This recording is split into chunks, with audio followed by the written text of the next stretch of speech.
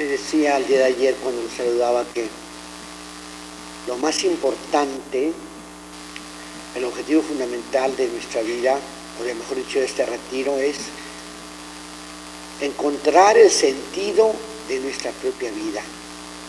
¿Quién soy? ¿De dónde vengo? ¿A dónde voy? Hubo un tiempo que yo no existí y hubo un tiempo que es el que estoy pasando, que estoy existiendo, y llegará un tiempo que ya no existiré. Y es una cosa curiosa, muchachos, como cuando uno va creciendo, mejor dicho, se va haciendo viejo, poco a poco va uno observando como tantas personas con las cuales uno convivió y uno compartió, van desapareciendo, se van yendo. Pero la pregunta sigue siendo la misma. Y yo digo, pues, para un cristiano, como he dicho, somos todos, la fuente para buscar este sentido de la vida debe ser nuestro mismo credo. Recuérdense ese credo que nos hace recordar cada 8 días la iglesia los domingos. Creo en Dios Padre Todopoderoso, Creador de todo lo visible y invisible, y en Jesucristo, su único Hijo, Señor nuestro. Y luego después se agrega todo su misterio encarnacional, es decir, su vida. Y luego después creo en el Espíritu Santo, Señor y dador de vida. Aquí debemos encontrar cristianamente, evidentemente, el sentido de nuestra vida. Y para que me entiendan esto, quiero hacer la comparación, como también cada uno de nosotros, a lo mejor el nombre se puede repetir. Anoche tuvimos la conclusión o la entrega de diplomas de los que terminaban el nivel diplomado y licenciatura en el Instituto Teológico. Me extrañó un nombre,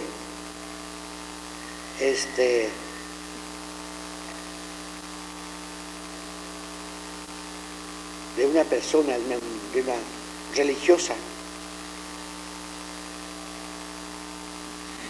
como llevaba el mismo apellido el fundador de Zapatos Canadá. Y caray, bueno, es nada más coincidencia. Un día también, tenía varios años que yo no veía el elenco telefónico, y no hace unos días lo vi, o buscarme mi nombre y mi apellido, y voy encontrando que hay 5 Jesús Aro. O sea, mi nombre y los 2 apellidos. Y no creo que no es tan frecuente el apellido Aro. No es como el Pérez y el González, etc. ¿no? Pueden repetirse, pero muchachos, sin embargo hay algo irrepetible. De suerte que yo soy yo, y nada más yo. Que no ha habido otro yo. O sea, no ha habido este yo antes, ni la verdad después. Yo existo ahora. Hay muchas razones, pero sobre todo, recuerden ustedes, cada uno tenemos nuestra propia manera de ser, porque venimos de un padre X y de una madre Z, y tenemos genéticamente de ambos. La herencia genética es imposible, ¿verdad? Y a veces, o casi nunca, mejor dicho, 2 mismos hermanos tienen la misma herencia genética, en todo sentido. Somos tan únicos plenamente. Sin embargo, como le digo siempre, a veces descubrimos, o por genética, o por educación, descubrimos en cada uno de nosotros a nuestra propia familia.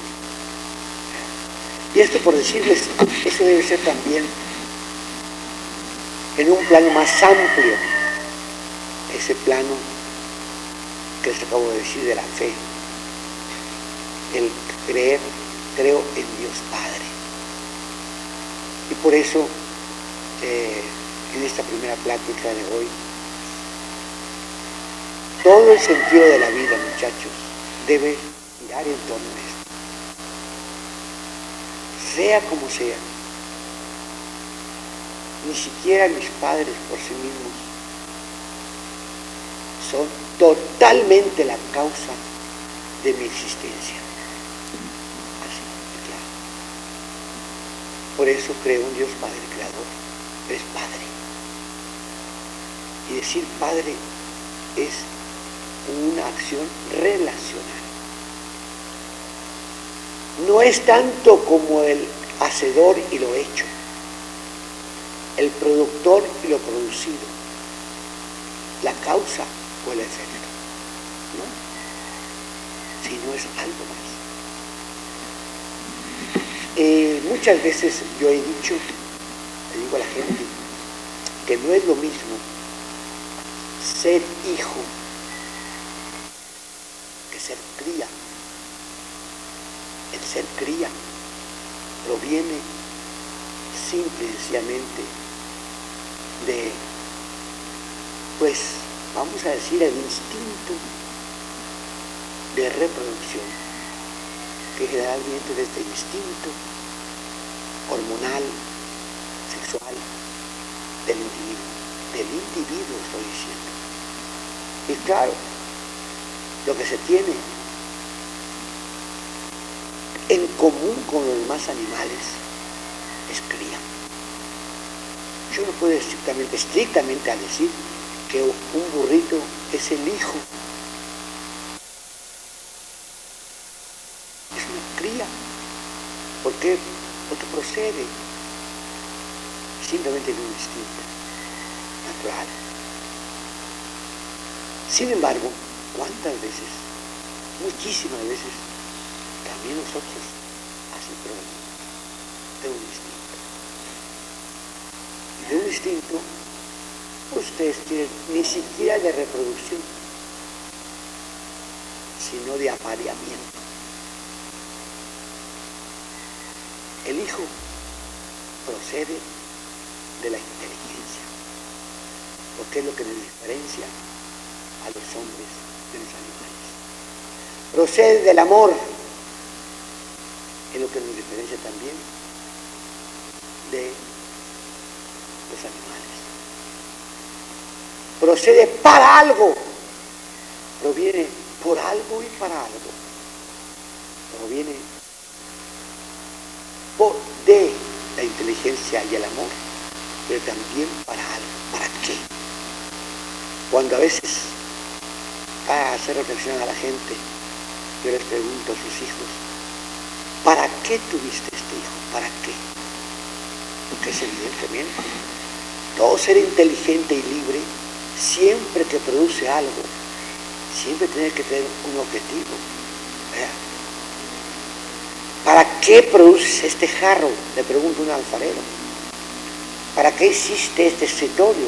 Le pregunto a un carpintero, o a un, no sé. ¿Para qué hiciste esta mesa? ¿Para qué hizo este reloj?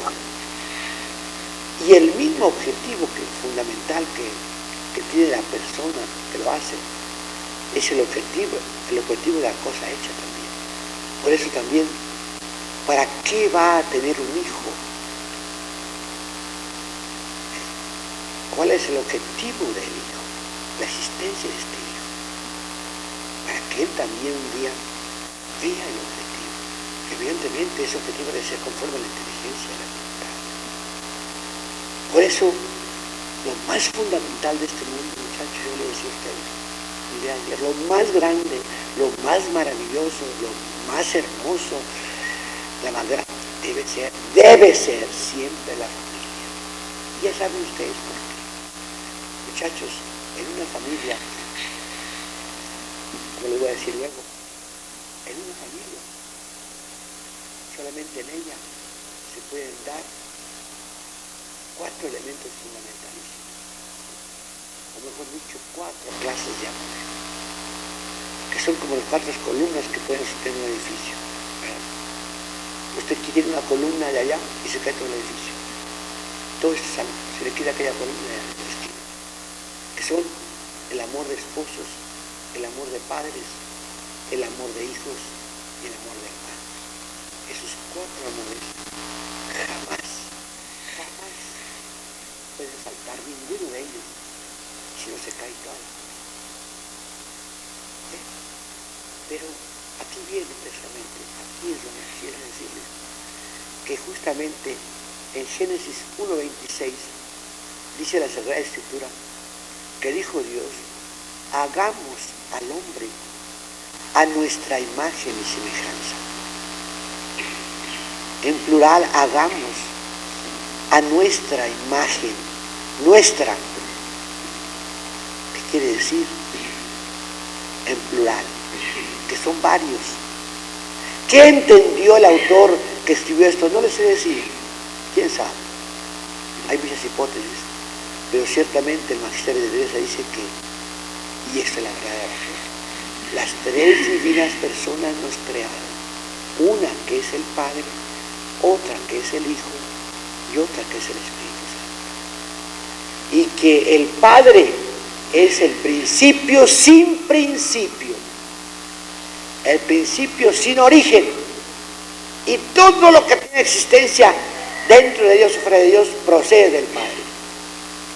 Por eso el signo de lo divino, de lo humano, de lo mundano, llevará siempre, en cierto sentido, signo de filiación, porque todo fue creado por el Padre en último término.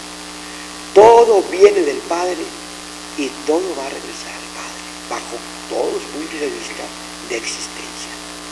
Por eso desde el año 325, oficialmente en toda la Iglesia, confesamos: creo en un solo Dios, Padre Todopoderoso, Creador. Y fíjense que no dice creo en Dios Creador, sino creo en Dios Padre Creador, Todopoderoso, omnipotente. Solamente uno omnipotente puede hacer esto que observamos nosotros. Ya como Creador, lo crea como Padre, la primera persona, la Santísima Trinidad. Pero como dice San Pablo en la prólogo a la carta a los Efesios, nos conoció de antemano. Conocer de antemano significa no solamente saber de nosotros, sino amarnos también. En toda la Sagrada Escritura, la palabra amar, la palabra conocer significa tener una experiencia. Conocer la muerte es morir, conocer el dolor es sufrir, conocer la riqueza es estar rico, conocer la pobreza es estar pobre. Es una vivencia experiencial. Conocer a Dios Padre significa tener la experiencia respectiva de esa relación. Es filiación. Creador de todo, lo visible y lo invisible. O sea, todo lo que no vemos y lo que vemos. Pero ya nos conoció de antemano y nos predestinó a reproducir la imagen de su Hijo, para que Él fuera el primogénito entre muchos hermanos. En otro lugar también dice lo mismo. O sea, nos conoció, nos predestina, nos crea, nos salva, nos glorifica. Es el Padre. Con esto quiero decirles que desde que Dios estaba planeando, desde antes de la creación del mundo, que si la ciencia dice que nuestro mundo, o sea, nuestra Tierra, vamos a llamar nuestro sistema solar, tiene 7.000 millones de años, y la Tierra en que vivimos 3.500 millones de años. Échenle. ¿Qué vas a ver? Antes de eso, cuando el Padre pensaba ya crear, ya estaba pensando en nosotros. Ya nos conocía a cada uno de nosotros. Para, como dice él, para reproducir en nosotros la imagen de su Hijo. De suerte que el mundo ya era para sus hijos. Esto lo dirá San Pablo cuando dice: todas las cosas son de ustedes, pero ustedes son de Cristo como Cristo es el Padre. Otra vez la línea ascendente. ¿Esto qué significa? Significa que en cualquier religión de todos los siglos, la que sea una religión, siempre ha sido común al Dios Supremo llamarlo Padre. Y así, por ejemplo, los griegos a Zeus era el padre de todos los dioses y de los hombres. En Roma, Júpiter era el padre de todos los dioses y de los hombres. En Babilonia, Babilonia, Marduk era también lo mismo. Y así podemos decir en Babilonia, mientras que en Canaán, cuando llegaron ellos allá, era Moloch también. Y así, cada nación, cada imperio, cada historia tiene su Dios. Bueno, también aquí en la religión judeo-cristiana, porque nuestra religión es la misma que el judaísmo, pero perfeccionada. Podemos decir que rarísimas veces, pero así se encuentra, ya en el Éxodo y desde antes. Pero podemos decir que, en mi saber,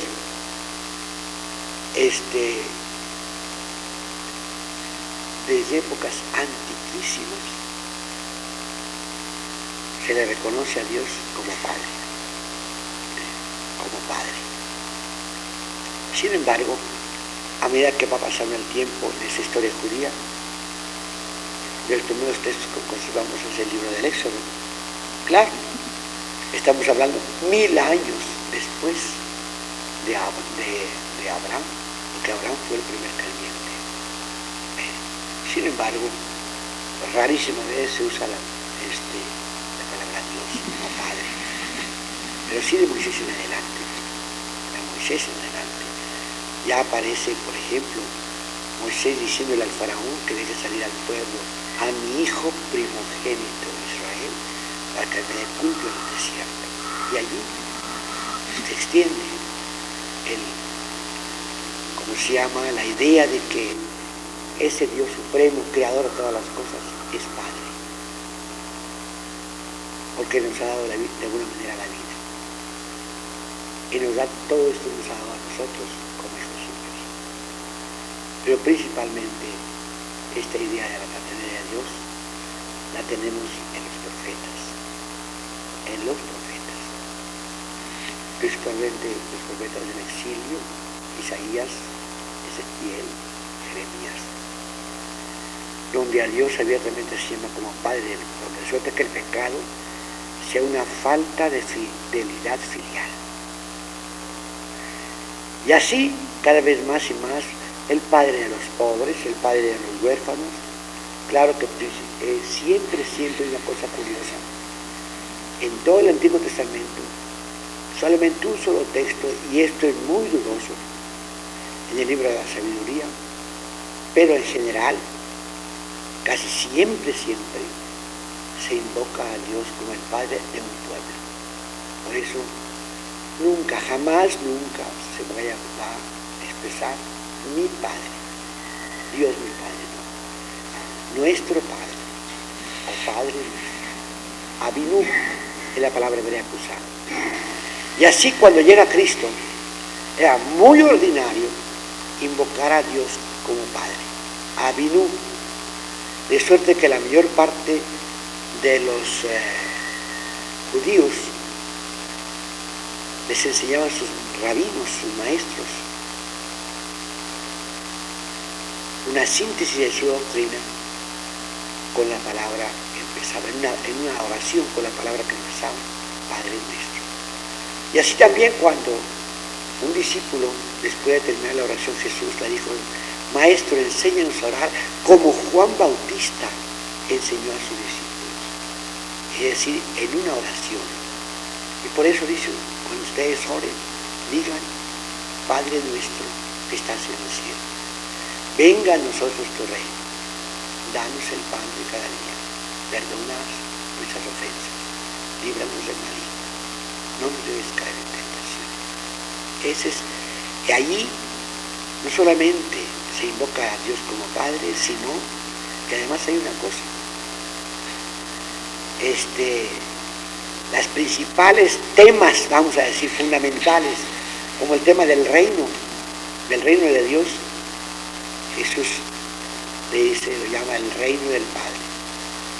Le ha agradado a su Padre darles el reino. Padre nuestro, danos el reino.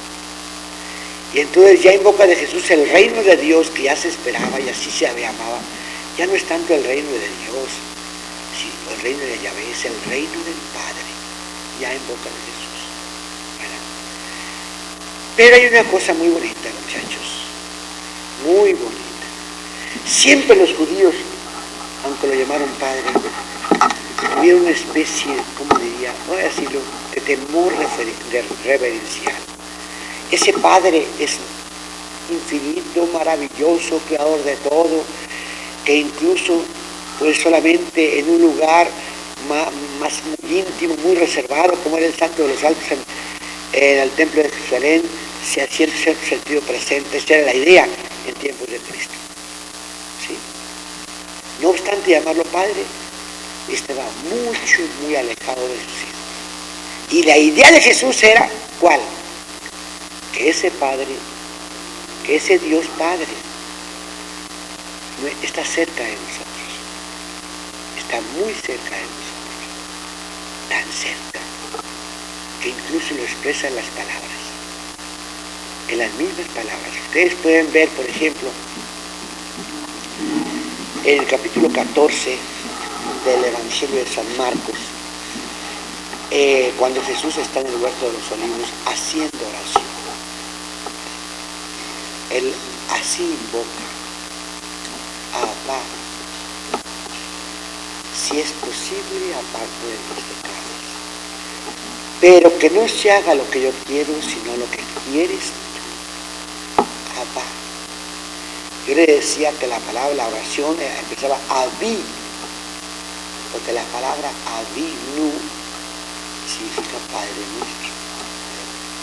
En cambio, la palabra Abba es la primera palabra que pronuncia un niño cuando empieza a hablar y que se dirige a su papá, a su padre se dirige Abba y a su madre se dirige Imma, o sea, exactamente lo equivalente a papá y mamá.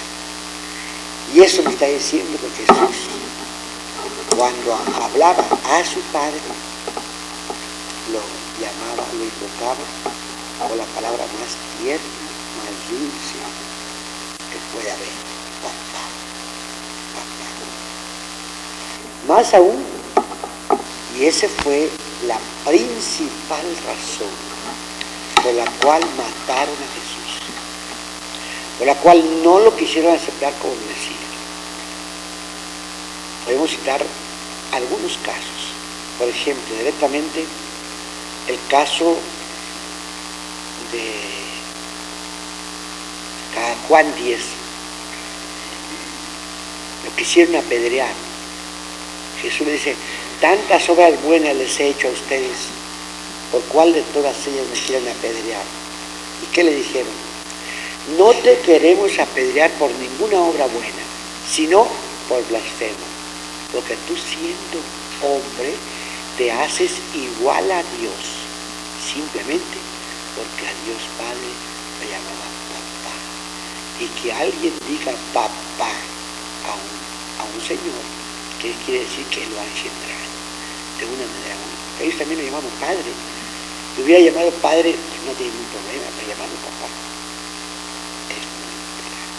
Bueno, entonces lo mismo dígase cuando en Lucas 22, cuando lo están juzgando, el sumo sacerdote le hace dos preguntas. Una: si eres el Mesías, dínoslo claramente. Jesús les responde evasivamente: si les digo la verdad, no me van a creer. Si les pregunto, no me saben contestar. Pero yo les digo desde ahora que verán.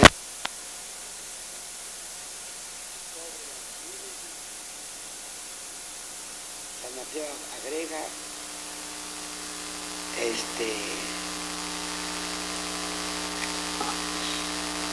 con gran poder y majestad, venir sobre la nube del cielo, sea de parte. Entonces viene la pregunta decisiva: entonces tú eres el Hijo de Dios. Jesús dijo: ustedes lo han dicho. Y se rasgaron las vestiduras y dijeron: ¿qué más necesidad tenemos de testigos? Ustedes han escuchado la verdad, lo que ha dicho. ¿Qué les parece? Ha dicho una blasfemia. Es reo de muerte. Porque a todos los blasfemos se les mataba apedreándolos. Claro, a Jesús no lo apedrearon porque lo tuvieron que condenar los romanos a la cruz. Pero la razón era por su generación. Pero también indirectamente, ¿verdad? San Pablo en Romanos 8:15 y Gálatas 4:6 nos dice que también Jesús enseñó a los discípulos a llamar papá a Dios. Papá. Por eso produce gran escándalo. De veras, no se imaginan lo hermoso. Será casi imposible. Sería casi imposible que yo me pudiera describir todo lo que el Nuevo Testamento habla de Dios como Padre. Por eso también los evangelios, a veces hay una palabra griega que es nepios en singular o nepioi en plural, que la palabra nepios, literalmente hablando, el latín la tradujo a infans, que es un participio de un verbo compuesto de in, privativo, y fateor, hablar. Entonces, infans es el que todavía no sabe hablar. El español antiguo lo tradujo por infante, pero claro, ustedes saben que no es muy exacta la palabra infante lo que quiere decir originalmente. Un niño que apenas empieza a hablar, ese es el infante, literalmente hablando. Y por eso es. O sea, aquel que todavía no sabe a llamar a su padre más que con la palabra Abba. Por eso el mismo Jesús se presenta ante el Padre como niño. Y así también nosotros, ya los evangelios, nos presentan como niños del Padre. Así, con ternura, humildad.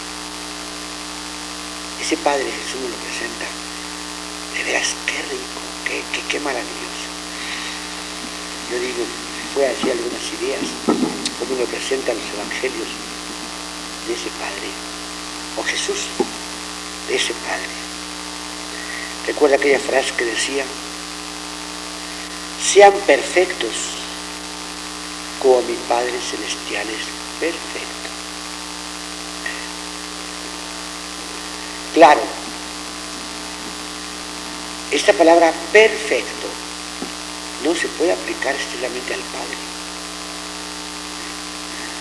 pero sí a nosotros.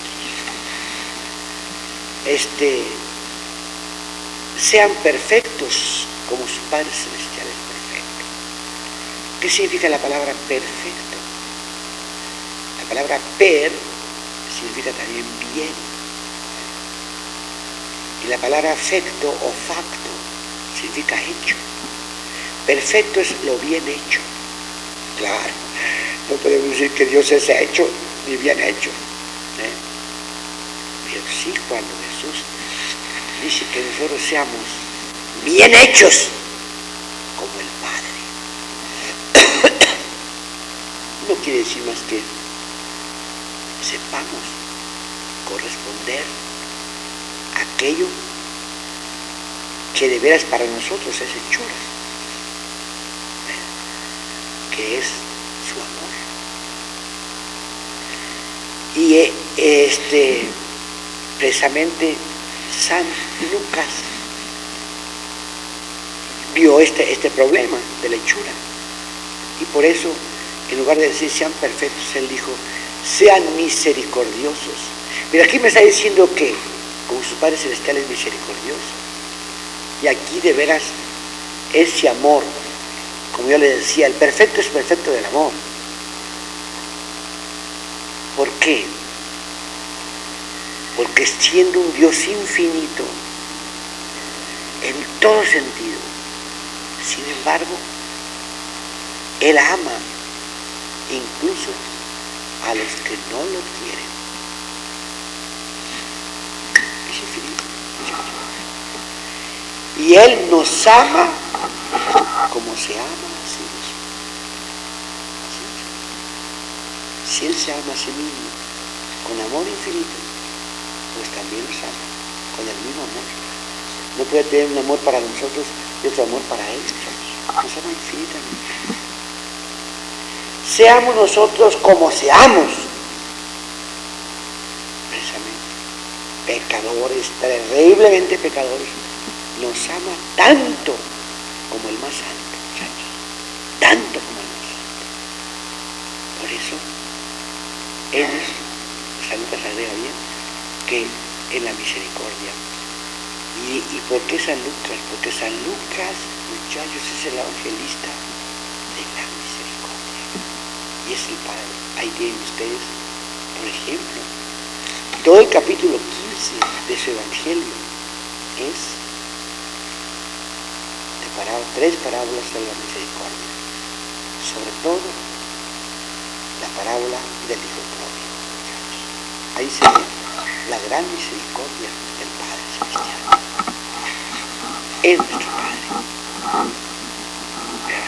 Y Jesús se me la pone a propósito para ¿cómo se llama? Para concebir cuál es la idea de Dios para Él y para sus discípulos, y cuál era la idea de Dios para los dirigentes religiosos y para sus discípulos. La idea de Dios para los dirigentes y sus discípulos era el Dios mosaico, el Dios legislador, el Dios de los 10 mandamientos, muchachos. Y por consiguiente, ser bueno, ser justo, ser santo, ¿qué significa? Cumplir los mandamientos. Nunca quebrantar una orden. Y ahí tienen ustedes el hijo mayor en la parábola. Cuando regresa el otro hijo y sale el padre, le reclama: toda la vida he estado contigo, te he servido, nunca he quebrantado ni una orden tuya, y a mí no me has dado ni siquiera un cabrito para comérmelo con mis amigos. En cambio a él le has matado el becerro más gordo para hacer una fiesta. Así. Y sin embargo ese hijo mayor no quiso darle ni siquiera la mano a su hermano. No quiso ni siquiera llamarlo hermano. Ese hijo tuyo, dice la parábola. Más aún, para él, para el hijo mayor, el pecado más grande consistía del hijo en haber malgastado sus bienes en prostitución, en prostitutas. Para él era el máximo pecado. Esa era la típica mentalidad del legalista, del farisaico. Así concibe a Dios, como un creador legislador. En cambio, ¿cuál es la idea de aquel, o sea, que propone Jesús, del hijo menor? Del pecado. El pecado es ingrato este hijo. ¿Por qué? Porque además de darle la mitad de sus bienes de él, abandona a su padre. Pero estamos hablando del Padre, ese Padre lleno de amor. Después de que cayó en la miseria más miserable, religiosamente hablando, imagínense que exactamente, ustedes saben, bueno, es tradición, no, falta poco, no sé cuántos meses, no llevo el calendario judío, se van a reunir los judíos en Jerusalén, los más religiosos, porque van a celebrar los 3000 años de la fundación de Jerusalén, en un año. ¿Quién sabe? Claro que 3.000 años, yo creo que más bien entendieron mal. 3.000 años de la fundación del templo, eso sí, del templo de Jerusalén. Recuerden ustedes que Moisés vivió hace 4.000 años y ya existía Jerusalén. No se llamaba Jerusalén, se llamaba Salem, o sea, la ciudad pacífica. Salem es lo que significa Jerusalén, la ciudad de la paz. Eso yo creo que el templo, porque el templo ustedes saben lo hizo el rey Salomón, y el rey Salomón fue hijo del rey David, recuerden ustedes, y el rey David aproximadamente pues existió como unos 100 y tantos años después de Moisés. Abraham 2.000 años antes de Cristo, como 1.100 años antes Moisés. Desde entonces, muchachos, hasta este día, desde Abraham hasta Moisés, ningún buen judío les prueba carne de puerco, porque el puerco para ellos es el más inmundo, más sucio. Bueno, y como la concepción jurídica, el pecado se transmite por contagio, con el que está, como que está en pecado. Por eso, alguien que come carne de animal inmundo, lógicamente se ensucia. Bien. Pero como les decía, aquel muchacho ni siquiera podía comer lo que comían los puercos. Diríamos en mexicano que es peor que el puerco. Lo peor de lo peor, acepto, pero vuelve, reconoce que ha hecho mal. Y se dirige directamente al Padre, le dice: Padre, he pecado contra Dios y contra ti. Ya no soy digno de llamarme hijo tuyo. El Padre lo interrumpe y sigue la fiesta. Pero ese amor de ese Padre con el pecador, ese amor de misericordia, se nota en el gesto. Lo abraza por el cuello, le manda poner ropa nueva, calzado nuevo, anillo nuevo, música, baile, fiesta. Una única razón.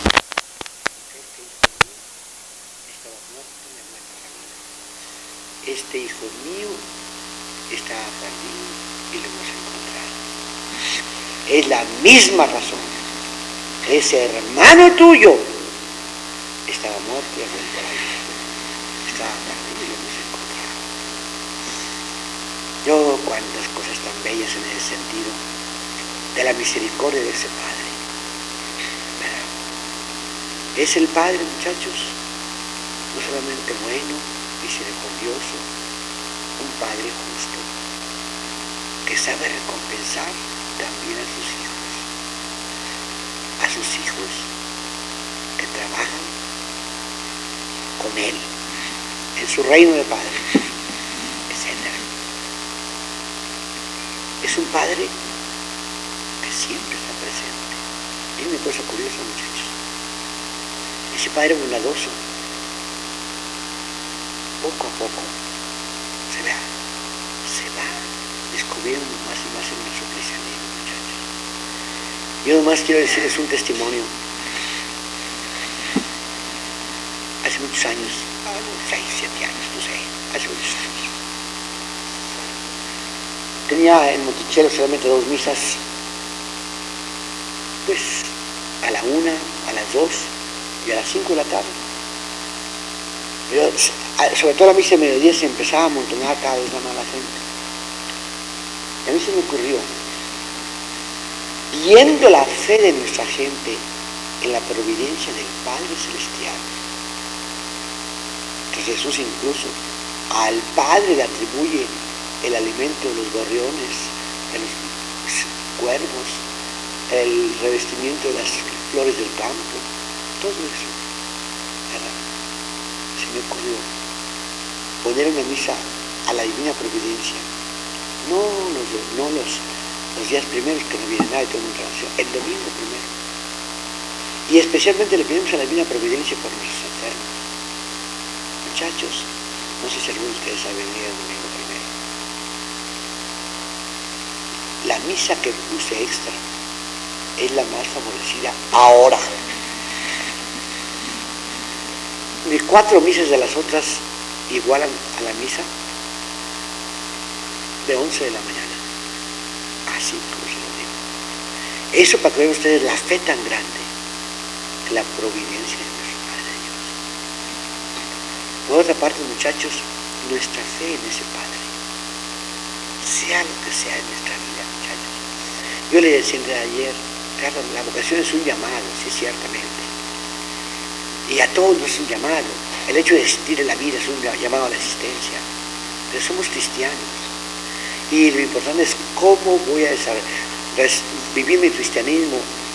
Y de cualquier manera que lo vivas en concreto, muchachos, siempre tú, casado o no, yo ya, sacerdote, ¿sabes?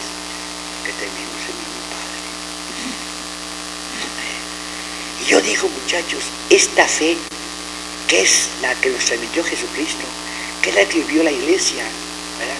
Y que por muchos años, por muchas razones que no quiero meterme en este momento, ¿verdad?, se olvidó esa fe práctica a nuestro Padre Dios. Y que hoy la Iglesia la ha renovado, bendito sea Dios. Sin embargo, digo, hoy, muchachos, es cuando más se necesita que creamos en un Dios Padre. ¿Saben por qué? Porque hoy es cuando los padres humanos, más que ninguna época de la historia, son los más perversos. No digo todos, claro que no, digo los padres humanos. Ustedes pueden explicarse que el 52% de las mujeres en la República Mexicana que tienen hijos, sus hijos no viven con su papá, el 52% de sus mujeres. Y pueden ser 3 hijos o 4 hijos. Así. Estaba diciendo ya, vengo de desayunar con unos amigos, estaba diciendo, a propósito del tema, yo le decía, bueno, ¿qué quieren? De qué significaba mi apellido, y etcétera, la historia de mi apellido. Y les dije que en 200 años mi apellido se ha extendido mucho, porque en general los Aro que yo conozco, pues son muy enamorados siempre. Yo tengo un primo hermano que tiene 24 hijos, deben ser con 24 mujeres. Claro que no mantenía ni uno, de tener más. Mi responsabilidad. Y como digo de él, puede decir de miles y miles también. Y esos hijos no conocen a papá. Y quiero contarles una anécdota de un caso como este. Hay una familia que yo conozco hace muchos años, 12 años atrás. Yo conocí a esa señora y con 2 niñas, una de 8 y otra de 10. La de 10, pues ya hace 12 años, tiene 22 años cumplidos. La de 8, en 20. Bien. Estaban en primaria todavía. En quinto de primaria, en sexto, por allá. A mí me tocó ir a decirle la misa de sexto. Y me tocó la misa de secundaria también. Y la misa de prepa. Bueno, entonces la conozco. Pero sé que al nacer la segunda niña, el papá abandonó a la mamá y se consiguió por ahí otra Tlajomulco y se fue a Estados Unidos. Nunca supo. Cuando las niñas tenían como una 14 o 15 y otra 13 por ahí, no sé exactamente nada. El padre, no sé cómo se dio cuenta de su teléfono, primero una carta y luego el teléfono, y bueno, se empezaron ya a tratar las hijas ya adolescentes y el papá. La mamá nunca les dijo nada de nada. Pues sabes, tu padre a lo mejor en el viaje se murió. Yo no sé, por eso cuando supieron que viví les hablaba, hijo, fue una felicidad tan grande. Qué bonito, ¿verdad? Qué bonito. Y un día les dijo, cuando la niña tenía 17 años la mayor, les dijo, de esto, pues, hace 5 años, 6 años, hijas, voy a ir en diciembre, ahora cerca de la Navidad, para conocerlas. Bueno, andaban felices, compraron ropa nueva. La casa en que se había quedado ellos la vendieron porque se vendió de las mismas crisis. Llegó el papá a Guadalajara y dice, ya estoy aquí. Ay, papi, ya estamos listas. Es una de quinceañera, ¿verdad? Todavía no cumplía 15, ya no se iba a cumplir, y la otra ya se había cumplido. Sí, y después al Chile contestó el teléfono la mayorcita y le dijo, sí, mija, ahorita voy por ustedes porque quiero que conozcan otras dos hermanitas de la edad de ustedes. ¿Cómo, mamá? Sí, hija, tiene dos hermanitas que tuve con otra señora, casi son de la edad de ustedes. Quiero que las conozcan para que también se traten como hermanas. Ah, sí. Dice, mira, papá, tú no eres mi padre. ¿Sabes? No quiero jamás en la vida verte ni oírte jamás. ¿Sabes? Porque el día que te vea te voy a matar. Cuídate, porque no mereces más que la muerte, porque nos has matado en vida a mi madre y a nosotros. Nos abandonaste, nos dejaste abandonadas, sin tener ni siquiera que comer, por irte con otra mujer, porque fuiste infiel con mi madre.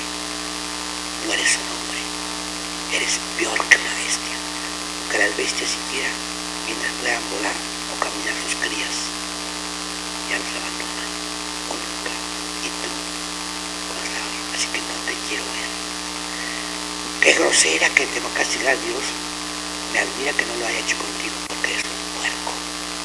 Así, no quiero volverte a ver.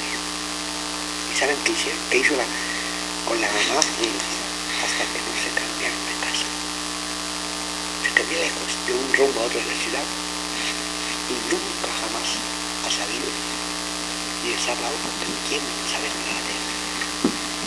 Y yo digo, como este caso, ¿cuántos miles y miles y miles hay de niños? Yo digo, el único Padre que es fiel y que nos ama y que nos perdona, que es providente, que es misericordioso, que nos ayuda, que nos ilumina, es el de Él.